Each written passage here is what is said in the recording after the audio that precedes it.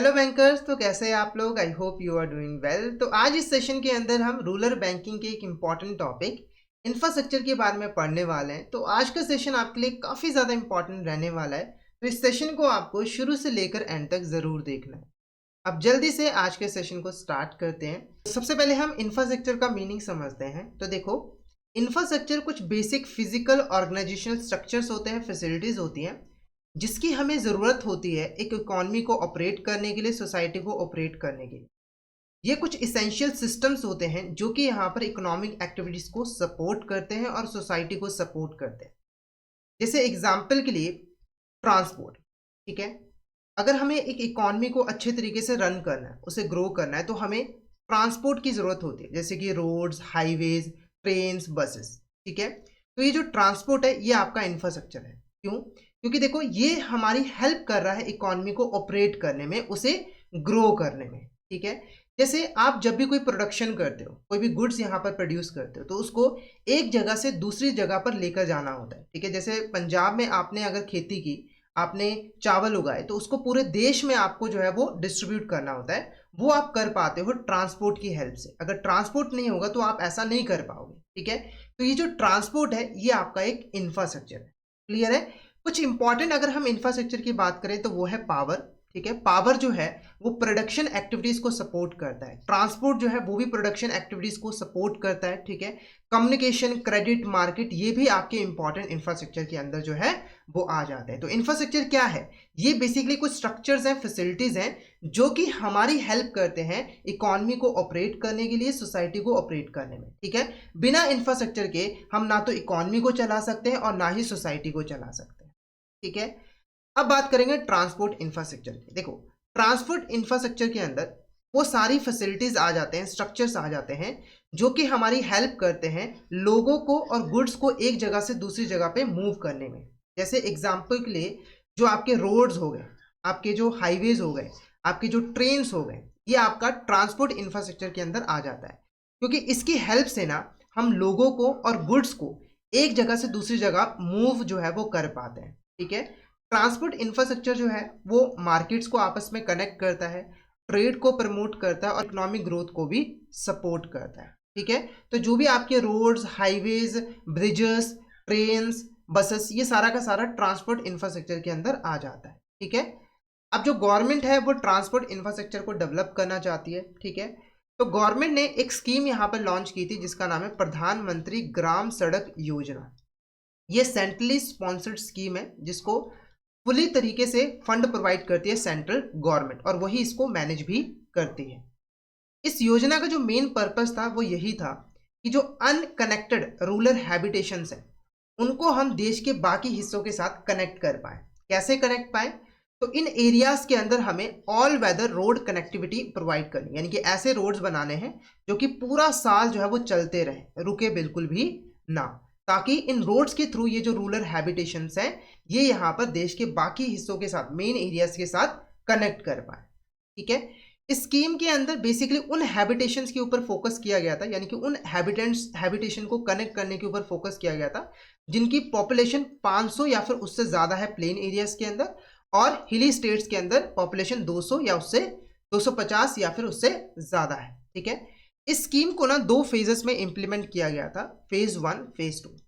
Phase 1 के अंदर ना न्यू रोड्स को कंस्ट्रक्ट करने की बात की गई थी। फेज 1 के अंदर ऑल वेदर रोड्स को बनाया गया था ताकि उसकी हेल्प से हम अनलिंक्ड विलेजेस और हैबिटेशंस को आपस में कनेक्ट कर पाए, ठीक है। तो इस फेज का गोल यही था कि हमें ऑल वेदर कनेक्टिविटी प्रोवाइड करनी है एलिजिबल रूरल एरियाज को। फिर आता है फेज 2, इसको 2013 के अंदर लॉन्च किया गया था।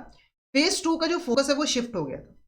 फेज 2 के अंदर जो मेन फोकस था वो था जो एग्जिस्टिंग रोड्स बनाए गए हैं ना उसको हम अपग्रेड करें, उसको हम यहाँ पर मजबूत बनाएं, स्ट्रेंथन करें, ठीक है, ताकि हम रूरल एरियाज को देश के बाकी हिस्सों के साथ जो मेन रोड नेटवर्क है उसके साथ जो है वो कनेक्ट कर पाए।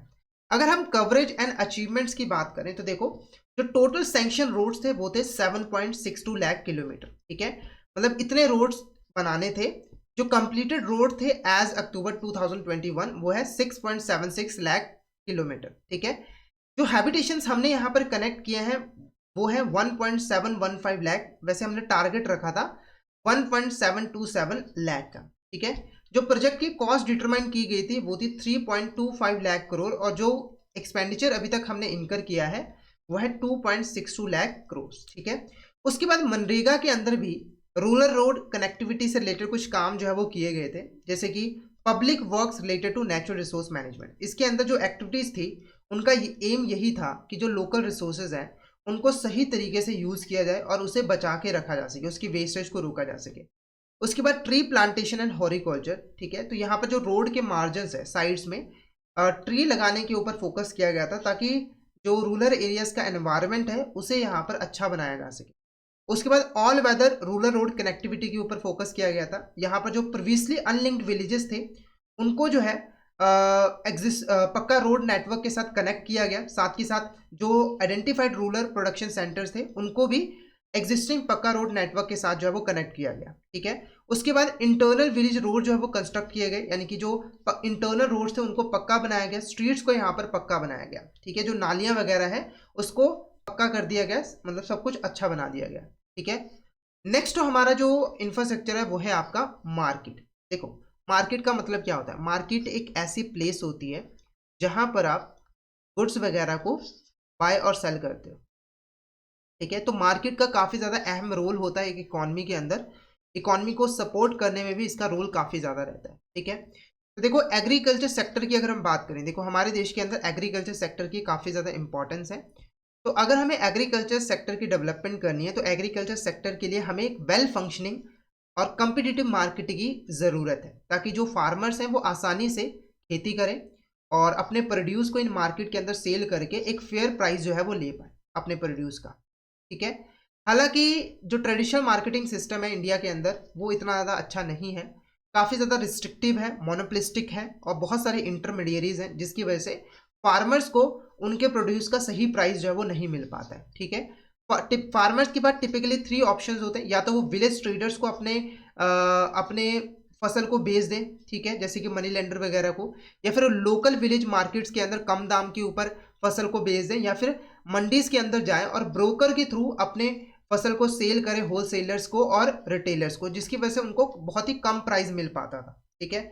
जो स्मॉल फार्मर्स हैं उनके पास ना तो स्टोरेज फैसिलिटीज होती थी ना ही उनके पास फंड्स होते थे, तो स्मॉल फार्मर्स को अपनी फसल को काफ़ी कम प्राइस के ऊपर जो है वो सेल करना पड़ता था। नेक्स्ट जो हमारे यहाँ पे टॉपिक है वो है integrated scheme for agriculture marketing.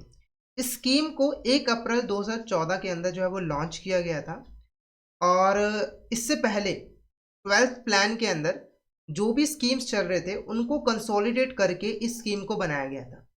इस स्कीम के 5 सब स्कीम्स हैं: agriculture marketing infrastructure, marketing research information network, strengthening Agmark grading facilities, agri business development through venture capitalist assistance and project development facility and national institute for agriculture marketing.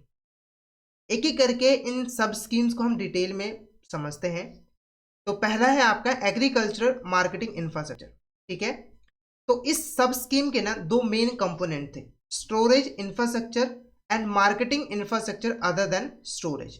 इस scheme का main M यही था कि agriculture के लिए ना एक अच्छा इंफ्रास्ट्रक्चर जो है वो डेवलप किया जाए, ताकि हम एग्रीकल्चर, हॉर्टिकल्चर और एलियार्ड सेक्टर के प्रोड्यूस को अच्छे तरीके से जो है वो मैनेज कर पाए, ठीक है। तो इस स्कीम का मेन फोकस था ऐसा इंफ्रास्ट्रक्चर यहाँ पर डेवलप करना जिसकी हेल्प से हम एग्रीकल्चर और उससे रिलेटेड जो एक्टिविटीज़ है उसको प्रोड्यूस को अच्छे तरीके से मैनेज कर पाए।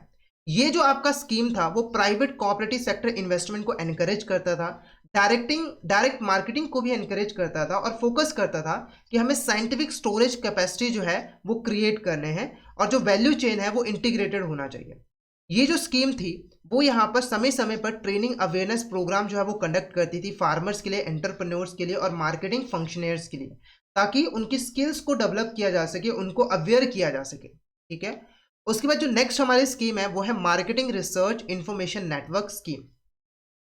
ये एक सेंट्रल सेक्टर स्कीम है जिसको मार्च 2000 के अंदर जो है वो लॉन्च किया गया था और इस स्कीम का ऑब्जेक्टिव यही था कि एग्रीकल्चर मार्केट के अंदर जितने भी इंपॉर्टेंट इन्फॉर्मेशन है, जैसे कि एग्जांपल के लिए प्राइस क्या चल रहा है और अदर मार्केट रिलेटेड डेटा है ना, इसको कलेक्ट करना और ये डेटा प्रोवाइड करना फार्मर्स को और अदर मार्केट यूजर्स को, ताकि वो इस डेटा का यूज करके अपने प्रोड्यूस को अच्छे तरीके से मैनेज कर पाए। तो इस स्कीम का मेन ऑब्जेक्टिव यही था कि मार्केट से रिलेटेड इंपॉर्टेंट डेटा इन्फॉर्मेशन को कलेक्ट करना और वो इन्फॉर्मेशन प्रोवाइड करना फार्मर्स और अदर मार्केटिंग यूजर्स को, ताकि वो इसके बेस पर इंपॉर्टेंट डिसीजन ले सके।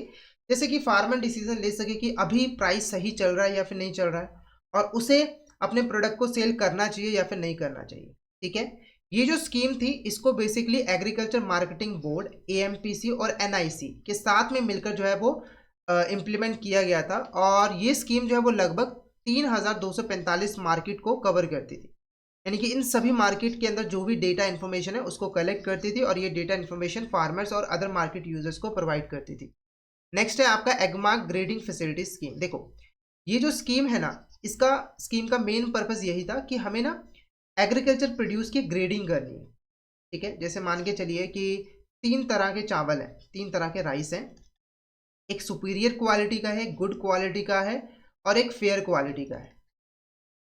ठीक है, तो हम इसको ग्रेडिंग प्रोवाइड करेंगे। जैसे सुपीरियर क्वालिटी को हम ग्रेड A दे देंगे, इसको ग्रेड B दे देंगे और इसको ग्रेड C दे देंगे, ताकि किसानों को इसके हिसाब से प्राइस जो है वो मिल सके। इसका प्राइस ज़्यादा, इसका प्राइस कम, इसका प्राइस सबसे कम। ठीक है, तो ये जो स्कीम थी इसको basically agriculture produce grading marking act 1937 के अंदर जो है वो इम्प्लीमेंट किया गया था, यानी कि इस एक्ट के अकॉर्डिंग जो है वो इम्प्लीमेंट किया गया था। ठीक है, ताकि आपके जो एग्रीकल्चर प्रोड्यूस है उनकी ग्रेडिंग की जा सके, उनका स्टैंडर्ड जो है वो बिल्ड किया जा सके और सर्टिफिकेशन उन्हें प्रोवाइड की जा सके। तो जो एग्मा की लेबोरेटरीज है वहाँ पर जो सैंपल्स होते हैं एग्रीकल्चर प्रोड्यूस के, उनके ऊपर रिसर्च की जाती है। ठीक है, फिर उसके हिसाब से यहाँ पर ग्रेडिंग प्रोवाइड की जाती है। एक चीज़ मैं आपको बता दूँ कि इस एक्ट के अंदर बोला गया है कि जो ग्रेडिंग है, मार्किंग है, वो ऑप्शनल है, वॉलंटरी है, यानी कि जो फार्मर्स है वो अपनी मर्जी से जो है ग्रेडिंग वगैरह करवा सकते हैं। अगर उनका मन नहीं करता है तो वो नहीं भी कराएंगे, चलेगा, कोई यहाँ पर पेनल्टी वगैरह नहीं लगेगी। नेक्स्ट हमारी स्कीम है एग्री बिजनेस डेवलपमेंट स्कीम। इस स्कीम का जो मेन ऑब्जेक्टिव था वो था एग्री बिजनेस वेंचर्स को डेवलप करना, उनको प्रमोट करना। ये जो स्कीम थी ये basically small farmer agri business consortium के थ्रू फाइनेंशियल सपोर्ट जो है वो प्रोवाइड करती थी एग्री बिजनेस वेंचर्स को, ताकि वो यहाँ पर ग्रो कर सके। और ये काम गवर्नमेंट बैक इंस्टीट्यूशन की हेल्प से जो है वो किया जाता था।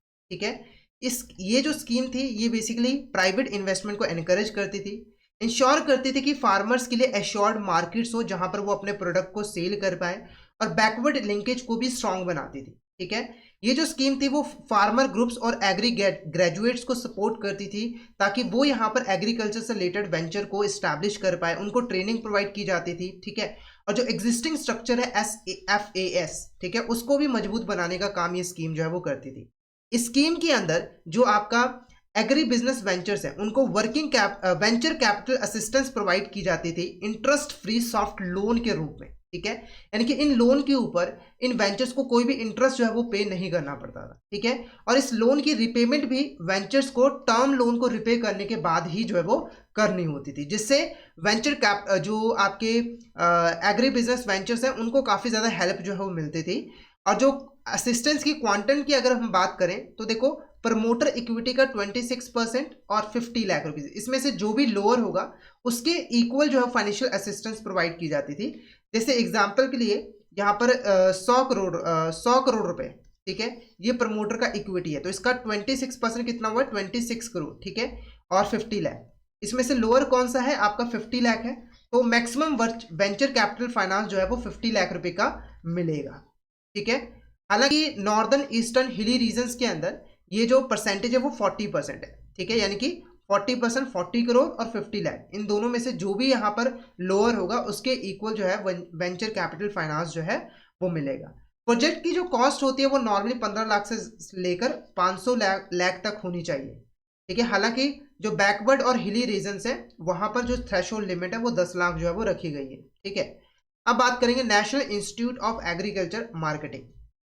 ये एक ऐसी इंस्टीट्यूट है जो कि मिनिस्ट्री ऑफ एग्रीकल्चर के अंदर जो है वो काम करती है। ठीक है, और ये नेशनल लेवल इंस्टीट्यूट है जिसका मेन काम है ट्रेनिंग प्रोवाइड करना, रिसर्च करना, कंसल्टेंसी सर्विसेज प्रोवाइड करना और एजुकेशन प्रोवाइड करना एग्रीकल्चर मार्केटिंग फील्ड के अंदर। ठीक है, तो ये जो इंस्टीट्यूट है वो इंडिया के अंदर तो एग्रीकल्चर मार्केटिंग के लिए training, research, consultancy services provide करती है, साथ ही साथ साउथ ईस्टर्न एशियन कंट्रीज के अंदर भी ये रिसर्च वगैरह करती है। ठीक है, अगर हम इस इंस्टीट्यूट के ऑब्जेक्टिव की बात करें तो देखो पहला ऑब्जेक्टिव यही है कि long term research projects conduct करना, पॉलिसी फॉर्मुलेट करना, ठीक है, और केस स्टडीज करना मार्केटिंग प्रॉब्लम्स के ऊपर, ताकि मार्केटिंग प्रॉब्लम्स को सॉल्व किया जा सके। ये जो नियम है ये बेसिकली एजुकेशन, इंस्ट्रक्शन और स्किल डेवलपमेंट कोर्सेज प्रोवाइड करती है पीपल्स को। ठीक है, और ये जो पीपल होते हैं ये basically state agriculture marketing board से होते हैं, कोऑपरेटिव मार्केटिंग बोर्ड से होते हैं, या फिर कमोडिटी बोर्ड से होते हैं, इनपुट एजेंसीज से होते हैं, या फिर ये फार्मर्स होते हैं, ट्रेडर्स होते हैं। ठीक है, ताकि इनकी यहाँ पर डेवलपमेंट जो है वो की जा सके। ठीक है, उसके बाद जो आपकी ये इंस्टीट्यूट है ये कंसल्टेंसी सर्विसेज भी प्रोवाइड करती है स्टेट और सेंट्रल डिपार्टमेंट्स को, पब्लिक सेक्टर अंडरटेकिंग्स को, कोऑपरेटिव्स को, ताकि वो अपनी अपनी स्टेट्स के लिए एक मास्टर प्लान जो है वो बना सके, अच्छा मास्टर प्लान बना सके। ठीक है, ये जो है long term structured courses provide करता है ह्यूमन रिसोर्सेज को, ताकि उनकी स्किल्स को डेवलप जो है वो किया जा सके, और साथ ही साथ ये अपने पास ना एक वाइड इंफॉर्मेशन नेटवर्क को भी मेंटेन करके रखता है, ताकि वो इंफॉर्मेशन शेयरिंग को बढ़ावा दे सके। ठीक है, तो इस इंस्टीट्यूट का मेन काम यही है कि जो एग्रीकल्चर मार्केटिंग है उस फील्ड के अंदर ट्रेनिंग प्रोवाइड करना, रिसर्च करना, कंसल्टेंसी सर्विसेज प्रोवाइड करना और एजुकेशन प्रोवाइड करना।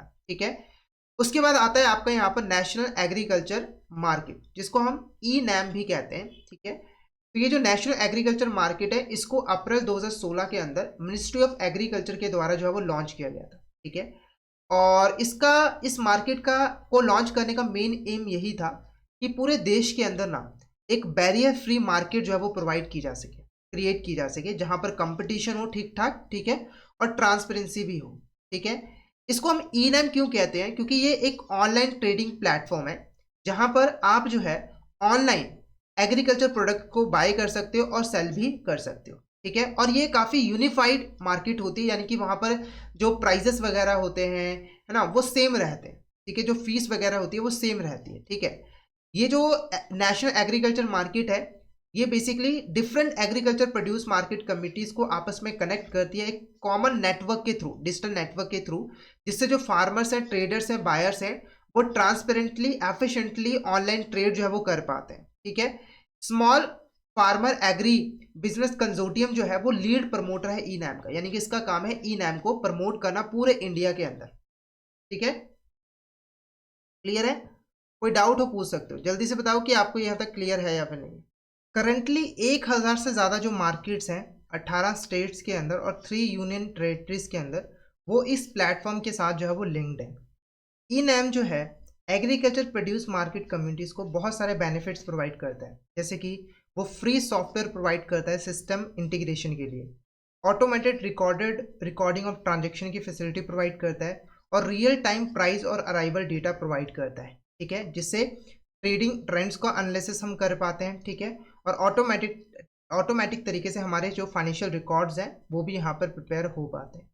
नेक्स्ट हमारा जो टॉपिक है वो है मॉडल AMPC एक्ट 2017। तो इसको 2017 के अंदर इंट्रोड्यूस किया गया था, और इससे पहले जो AMPC एक्ट 2003 था उसको हटा दिया गया था। ठीक है, अब इस एक्ट का जो गोल था वो यही था कि एक सिंगल इंटीग्रेटेड यूनिफाइड मार्केट जो है वो इस्टेब्लिश किया जा सके हर स्टेट के अंदर। जैसे क्या होता है ना कि एक स्टेट के अंदर अलग अलग मार्केट्स हैं, वहाँ पर जो फीस है, मार्केट फीस है वो अलग अलग हैं, वहाँ पर जो सेलिंग के जो तरीके हैं, बाइंग के जो तरीके हैं वो अलग अलग हैं। ठीक है, जिसकी वजह से डिफ़िकल्टीज आती थी।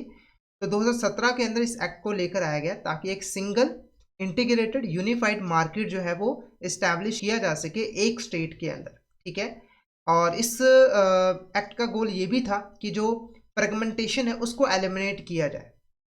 ठीक है, और direct selling from farmer two processor, exporters and consumers, उसको जो है वो प्रमोट किया जा सके। ठीक है, ये जो एक्ट है वो वाइड रेंज ऑफ प्रोडक्ट्स को इंक्लूड करता है, जैसे कि fruits, vegetables, horticulture crops, live stock, fisheries, poultry, in addition to traditional commodities like cereals and pulses. ठीक है, ये जो मॉडल है वो यहाँ पर एनकरेज करता है प्राइवेट प्लेयर्स को कि आप अपने खुद के होलसेल मार्केट को जो है इस्टेब्लिश कर सकते हैं। ठीक है, जैसे कि private yards, warehouse, cold storage, और ये जो मार्केट्स हैं वो एक रेगुलेटेड मार्केट के तौर पे ही काम करेंगे। ठीक है, इस एक्ट ने जो है वो मार्केट फीस की एक मैक्सिमम लिमिट को फिक्स कर दिया है ताकि ट्रांजैक्शन कॉस्ट को कम किया जा सके, और ये सभी मार्केट्स के अंदर सेम रहती है। जैसे इस एक्ट ने सजेस्ट किया है कि फ्रूट्स के केस में मार्केट फीस है 1%, और वेजिटेबल ठीक है, और 2% जो है वो आपके फूड ग्रेन्स के केस में है। ठीक है, यानी कि अगर फ्रूट्स और वेजिटेबल्स है तो 1% मार्केट फीस, अगर फूड ग्रेन्स है तो 2% यहाँ पर मार्केट फीस रहेगा। ठीक है, नेक्स्ट जो हमारा यहाँ पे टॉपिक है वो है रूरल इलेक्ट्रिफिकेशन। देखो, रूरल एरियाज की अगर हमें डेवलपमेंट करनी है ना, तो वहाँ पर हमें इलेक्ट्रिसिटी जो है वो प्रोवाइड करनी पड़े। आज भी आप देखो ऐसे कुछ रूरल एरियाज है जहाँ पर आज तक भी इलेक्ट्रिसिटी नहीं पहुँची, यानी कि वहाँ पर रेगुलर इलेक्ट्रिसिटी हम प्रोवाइड नहीं कर पा रहे हैं। ठीक है, तो देखो सबसे पहले इलेक्ट्रिसिटी एक्ट 2003 यहाँ पर पास किया गया, जिसके अंदर सेंट्रल और स्टेट गवर्नमेंट की रिस्पॉन्सिबिलिटी बढ़ाई गई। ठीक है, सेंट्रल और स्टेट गवर्नमेंट को कहा गया कि आप साथ में मिलकर काम करोगे और इंश्योर करोगे कि रूरल एरियाज के अंदर प्रॉपर तरीके से इलेक्ट्रिसिटी प्रोवाइड की जाए। इस लेजिस्लेशन यानी कि एक्ट ने मैंडेट कर दिया कि एक नेशनल पॉलिसी बनाई जाएगी both stand alone power system के लिए रूरल एरियाज के अंदर और electrification and local distribution and rural areas के अंदर। ठीक है, पावर सिस्टम के लिए भी एक नेशनल पॉलिसी रहेगी और इलेक्ट्रिसिटी को कैसे डिस्ट्रीब्यूट किया जाएगा उसके लिए भी एक नेशनल पॉलिसी रहेगी। जो मेजर स्कीम यहाँ पर लॉन्च की गई थी पहली, वो थी राजीव गांधी ग्रामीण विद्युतीकरण योजना, जिसको 2005 के अंदर जो है वो लॉन्च किया गया था। उसके बाद 2014 के अंदर मिनिस्ट्री ऑफ पावर ने एक नई स्कीम को लॉन्च किया जिसका नाम है दीनदयाल उपाध्याय ग्राम ज्योति योजना। ठीक है, और इसने पहले वाली स्कीम को सब्स्यूट कर लिया था, यानी कि इंक्लूड कर लिया था। ठीक है, नेक्स्ट टॉपिक है आपका कंपोनेंट्स ऑफ दीनदयाल उपाध्याय ग्राम ज्योति योजना। ठीक है, देखो इस योजना के अंदर बोला गया था कि जो इलेक्ट्रिसिटी फीडर्स हैं जिसके थ्रू हम इलेक्ट्रिसिटी को डिस्ट्रीब्यूट करते हैं उसे हमें सेपरेट करना है। एग्रीकल्चर के लिए इलेक्ट्रिसिटी फीडर्स अलग होने चाहिए और नॉन एग्रीकल्चर कंज्यूमर्स के लिए अलग, ताकि हम रिलायबल तरीके से पावर को सप्लाई कर सकें रूरल एरियाज के अंदर। ठीक है, साथ के साथ जो सब ट्रांसमिशन और डिस्ट्रीब्यूशन नेटवर्क है अक्रॉस रूरल इंडिया उसको भी मजबूत और मॉडर्न बनाने की बात जो है वो कही गई थी। और प्रीवियस स्कीम के जो रूरल विलेज इलेक्ट्रिफिकेशन टारगेट्स थे उसको भी कैरी फॉरवर्ड करने की बात जो है वो की गई थी, यानी कि उसे भी अचीव करने की कोशिश की गई थी स्कीम के अंदर। ठीक है, इस स्कीम का जो बजट था वो 82,300 करोड़ का था 2021 और 22 तक, जिसमें से 68,900 करोड़ जो है वो गवर्नमेंट बजट से आ रहा था। कॉस्ट शेयरिंग मॉडल की बात करें तो देखो टोटल कॉस्ट का 60% शेयर करेगा सेंट्रल गवर्नमेंट ग्रांट की फॉर्म में, state power distribution companies 10% contribute करेंगी और बाकी का जो 30% है वो फाइनेंशियल इंस्टीट्यूशंस और बैंकों से बोरो कर लिया जाएगा। जैसे अगर 100 करोड़ की ज़रूरत है तो 60 करोड़ सेंट्रल गवर्नमेंट कंट्रीब्यूट करेगी, 10 crore state power distribution companies और बाकी का जो 30 करोड़ है वो हम फाइनेंशियल इंस्टीट्यूशंस और बैंक से बोरो कर लेंगे। नेक्स्ट हमारा जो टॉपिक है वो है digital India programme. Digital India programme है क्या? देखो ये एक ऐसा प्रोग्राम है जिसको नॉन अर्बन और रूरल एरियाज के अंदर जो पीपल रहते हैं ना उनको एम्पावर करने के लिए बनाया गया था। इस प्रोग्राम के अंदर basically online education, health care और फाइनेंशियल सर्विसेज का एक्सेस प्रोवाइड किया गया लोगों को, ताकि वो इसका यूज़ करके खुद की ग्रोथ कर सके। ठीक है, तो इस इनिशिएटिव का जो कॉर्नर स्टोन था यानी कि जो मेन फोकस था वो था भारत नेट प्रोग्राम। ठीक है, जिसका एम था कि हाई स्पीड डिजिटल नेटवर्क के थ्रू 2,50,000 ग्राम पंचायत को आपस में कनेक्ट किया जा सके। ये जो प्रोजेक्ट था वो BSNL नेटवर्क को भी मॉडर्नाइज करने के ऊपर फोकस कर रहा था और nation wide wifi hotspot setup करने की इस स्कीम ने कोशिश जो है वो की थी। ठीक है, ताकि ब्रॉडबैंड कनेक्टिविटी को एक्सेलेरेट किया जा सके। ये जो प्रोग्राम्स था ये डिजिटल लिटरेसी के ऊपर डिपेंडेंट था।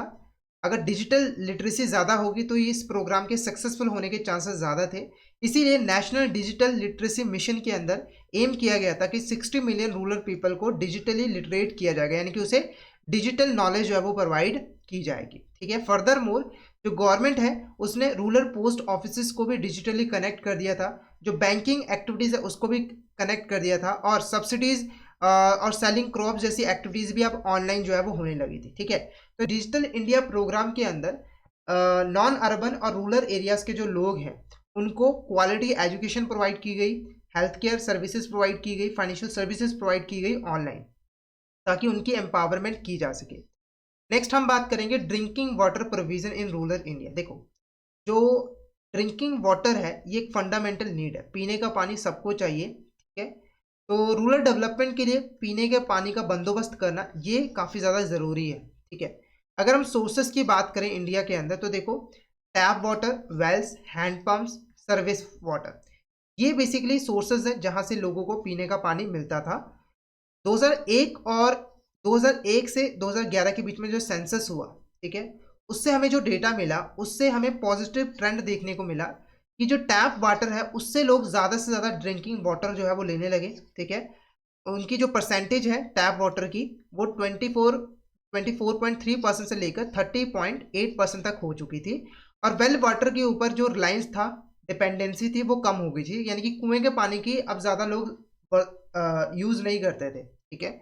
उसके बाद अगर हम इसी सेंसस के डेटा की बात करें तो जो 35% रूरल हाउस होल्ड थे उन्होंने अपने घर के अंदर ही ड्रिंकिंग वाटर फैसिलिटी जो है वो बना ली थी, स्टैब्लिश कर ली थी, यानी कि टैप वाटर वगैरह उनके घरों में ही लग गए थे जिससे वो अपने घर में ही पीने का पानी ले पाते थे। 42.9% जो थे वो उनके घर के पास में उनको ड्रिंकिंग वाटर की फैसिलिटी मिल जाती थी। और सिर्फ 22.1% लोग ऐसे थे जिनको अपने प्राइमेसिस से यानी कि अपने घरों से दूर जाना पड़ता था ड्रिंकिंग वाटर के लिए।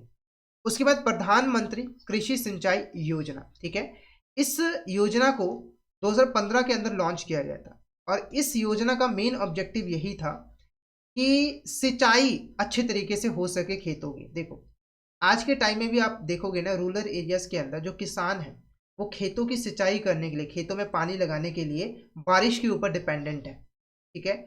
और कुछ ऐसे एरियाज है जहाँ पर लोग जो है वो पानी का मिसयूज कर रहे हैं, बहुत गलत तरीके से यहाँ पर यूज कर रहे हैं। तो इस योजना का ऑब्जेक्टिव यही था कि हम जो एग्रीकल्चर की सिंचाई है उसको इम्प्रूव करें, यानी का मतलब है जो खेतों में पानी है वो यहाँ पर प्रोवाइड करें और इंश्योर करें कि पानी का यूज सही तरीके से किया जाए, उसकी वेस्टेज ना की जाए, ठीक है, ताकि जो खेती बाड़ी है उसको क्लाइमेट रिलेजेंट बनाया जा सके, यानी कि क्लाइमेट का ज़्यादा इम्पैक्ट जो है वो खेती बाड़ी के ऊपर ना पड़े। तो इस स्कीम का ऑब्जेक्टिव क्या था? सबसे पहले वाटर का एक्सेस प्रोवाइड करना फार्मिंग के लिए, साथ के साथ वाटर यूज एफिशिएंसी को इम्प्रूव करना, ठीक है।